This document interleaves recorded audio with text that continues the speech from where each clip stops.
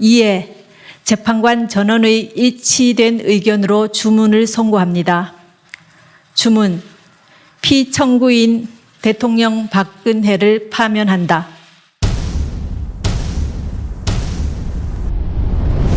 듣는 드라마 특별기획 그들의 나라 제1화 이게 나라냐. 극본 이영미, 연출 김성태, 18번째입니다. 대한민국 제18대 대통령 박근혜. 그가 18년간 은둔의 시간을 접고 화려하게 정계에 복귀하기까지 그 뒷면에는 임선이란 인물이 있었다. 최태민의 부인이며 최순실의 어머니이기도 한 그.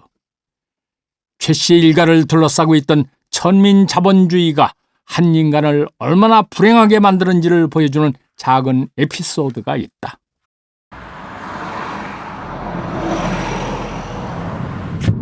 임선희가 최태민과 재혼하기 전에 낳았던 아들 조순재. 박근혜와 최태민의 관계, 최태민 일가의 재산 형성 과정 등을 유추해 볼 수 있는 이른바 조순재의 녹취록을 남긴 인물이다. 그의 아들 조용래가 임선희를 마지막으로 만났던 1999년 어느 봄날.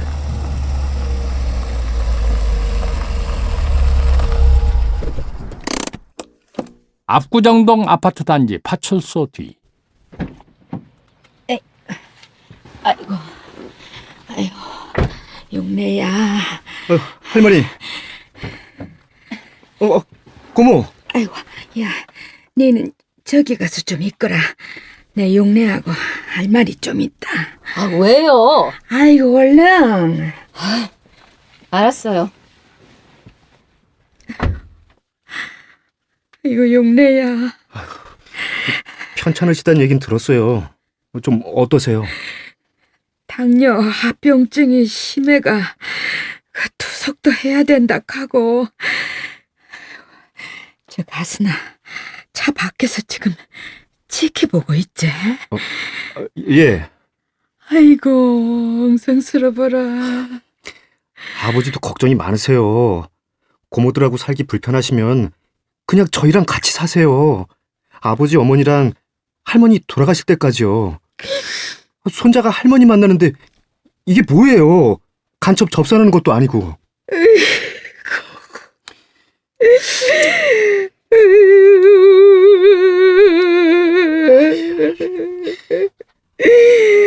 아유, 무슨 놈의 벌자가 이리 박복한지. 아유, 용래야. 그저 니는 아버지한테 효도해라이. 아버지 잡숫고 싶다 하는 거 있으면 다 잡숫게 하고, 잘 챙기드리고. 아이고, 내 살아보니 세상 사는 게 그게 별게 아이던데 와 그리 돈돈하고 살았는지. 자, 내 손바닥에다가 네 은행 계좌하고 전화번호 적어라. 할머니, 괜찮아요. 적으라 카이, 얼른. 그러면 종이에 적어드릴게요.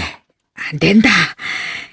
저 밖에서 지켜보고 있다가 내 나가모 그거 빼앗아 갈지도 모른다.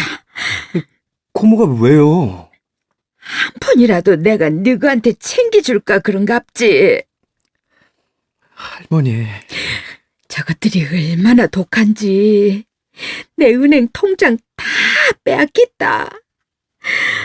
그래도 어쩌든지 돈을 좀 마련해가 니한테 보내줄 테니까 니 어디 얘기하지 말고 니가 잘 보관하고 있다가 아버지 필요하다 하는 거 있으면 챙겨주라.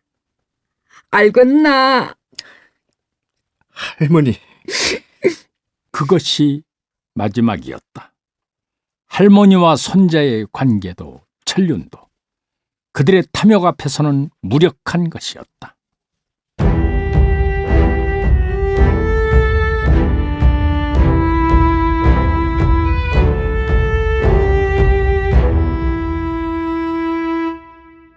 정치인으로 돌아온 이후 박근혜의 행보는 찬란했다.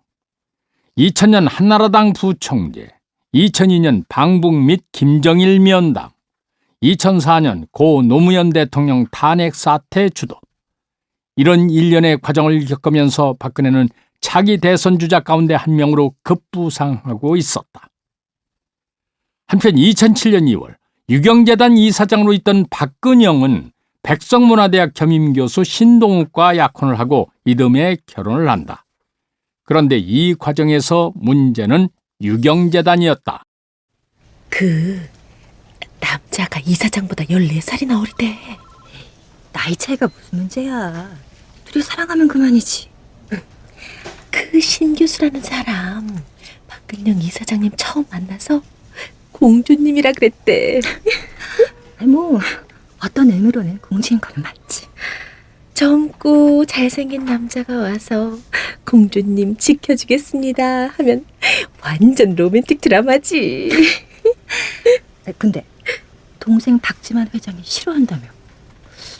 왜 싫어하지? 어이구 생각해봐. 유경재단 이사장이 누구지? 박근영. 그렇지. 근데 이제 신동욱이라는 사람이 끼어들어온 거야. 그 와중에 박근혜 박지만이 다시 가까워진 거고.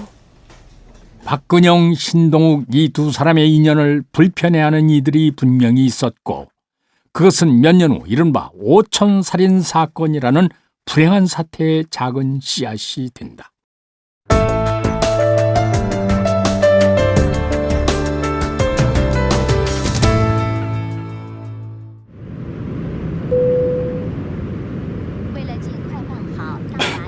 신 교수님, 박 이사장님보다 한창 어리다고 해서 그런가 했더니 그래도 뭐 무게감도 있으시고. 박용철, 박근혜의 오촌 조카로 당시 한나라당 대선 후보 경선에 나섰던 박근혜의 경호 업무를 맡고 있었다. 기억해야 될 이름이다. 제가 직업이 학생들을 가르치는 일을 하다 보니 그런 무게감이 자연스럽게 배어나오는 부분도 있습니다. 지금 이 두 사람은 중국 칭다오로 향하는 비행기 안에 있다. 목적은 박근혜 캠프에서 중국 재경부 장관을 만난다는 것이었다. 그리고 신동욱에게 동행을 제안한 이는 박용철이다. 박근영 이사장님이랑 인연이 되는 과정에서 불필요한 오해를 받곤 했는데 박근혜 후보님은 이제 개인적으로는 저와 가족이 되실 분 아닙니까? 그렇죠? 그분을 위해 조금이나마 도움이 될 수 있다는 것에서 저는 이 중국 방문이 참 의미가 있다고 봅니다. 그런데 이상한 일이 벌어진다. 그날 밤 저녁 식사 후 술자리에서였다. 신동욱은 본인의 의지와 상관없이 삼합회로 추정되는 중국인들과 술자리를 갖게 되는데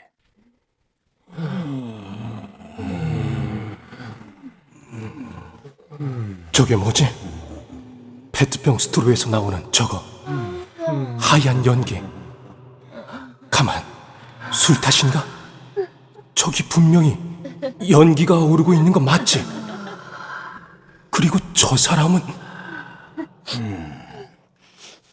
은박지 위에 올려놓고 라이터로 가열해서 들이마시는 저건 뭐지? 아, 마약이다. 가만, 중국 재경부 장관을 만나기로 해놓고 마약 소굴로 날 데리고 왔다? 이거 함정이다. 정신을 차리자. 정신을 차려야겠다는 이성적 판단과는 달리 신동욱은 정신을 잃고 만다. 다시 정신이 들었을 때 그는 호텔로 돌아왔고 옆에는 술집에서 보였던 그 여성도 있었다. 교수님, 먼저 씻으실래요? 땀 많이 흘리신 것 같은데. 이봐 아가씨, 네? 내가 술을 좀 마셨고 지금 많이 피곤합니다. 그래서 잠을 좀 자야 할 것 같으니까 돌아가세요. 누구세요? 신동욱이 호텔 방문을 열었을 때 들어온 이들은 중국 공안이었다. 마약과 매춘 단속을 나온 것이었다. 다음 날 마약이나 매춘을 하지 않았다는 것을 중국 공안으로부터 확인받고 신동욱이 다시 호텔로 돌아왔을 때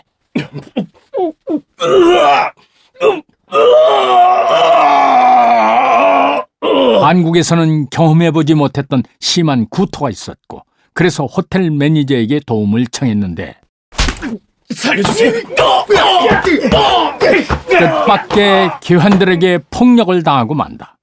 이 이해하기도 어렵고 기괴한 상황을 뚫고 가까스로 호텔을 탈출해 천신만고 끝에 신동욱은 한국으로 돌아왔다. 신동욱이 이와 같은 신변의 위기를 당하는 동안 박영철을 비롯한 일행은 이미 사라진 뒤였다. 그리고 그로부터 2년 반 뒤인 2010년 2월 신동욱은 박근혜의 홈페이지에 박지만이 박용철을 시켜서 나를 살해하려 했다. 유경재단 강탈 사건에서 박지만은 허수아비 역할이었고 배우는 박근혜 주변 사람들이다. 박근혜 주변의 사람들. 어쨌든 이에 박근혜는 신동욱을 명예훼손과 허위사실 유포로 고소하기에 이른다.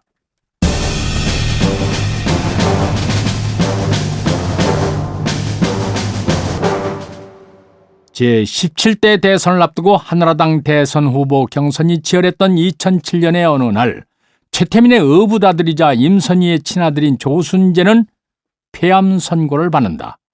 죽음의 그림자가 짙게 드리워져 가던 어느 날 박근혜가 한나라당에서 대선 후보로 나서는 모양인데 대통령이 되마 온 나라가 순실이의 밥상이 되고 박근혜는 순실이의 젓가락이 될 기다. 아이고, 저 쓸데없는 관심 끄고 텔레비나 봅시다. 오전에 박근혜 후보 그리고 오후에 이명박 후보 순으로 진행합니다. 가급적 방송 시간에 마침 텔레비전에서는 한나라당 후보 검증 청문회가 보도되고 있었는데 텔레비전을 보던 조순재의 얼굴이 굳어졌다. 재단 운영과 관련해서 좀 물어보겠습니다. 영남투자금융회장 김정옥 씨, 또 영남투자금융 전무인 조순재 씨, 또 영남의료원 관리부원장 손윤호 씨, 영남대학교 사무부처장 곽완석 씨, 네 분 다 아시는 사이입니까? 김정욱 씨만 제가 압니다. 그렇습니까? 지금 조순재 씨는 역시 그 최태민 목사의 전처 임모 씨의 전 남편 아들이라고 이렇게 나와 있고요. 조순재 씨가 뭐 제 비서 출신도 전혀 아니고 제가 그래서 이런 그 문건이 있어서 질문을 받고 저도 모르니까 유족한테 확인을 해봤습니다. 근데 조순재 씨는 유족도 모른다고 그렇게 제가 답을 들었고요. 또 손윤호 씨도 제가 전혀 모르는. 뭐라고 하나? 근데 여기 뭐 외삼촌 내를 모른다 하나? 아이, 여보. 박근혜가 지금 내를 모른다. 그 말을 하는 기제. 몸도 안 주신 양반이 손까지 떠시네. 내가 지를 위해 그렇게 많은 일을 했는데 내를 모른다. 그때 조순재는 자신의 인생이 완전히 부정당하는 느낌을 받았다고 한다. 그리고 MB 캠프에 연락하라마. 네 죽기 전에 남길 말이 있대.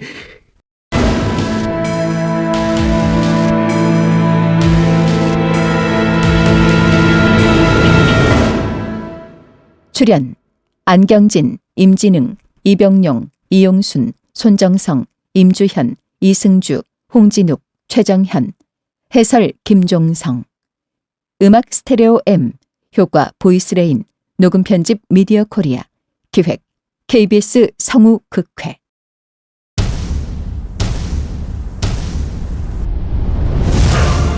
듣는 드라마 특별기획 그들의 나라 제1화 이게 나라냐. 이영미 극본 김성태 연출 18번째였습니다.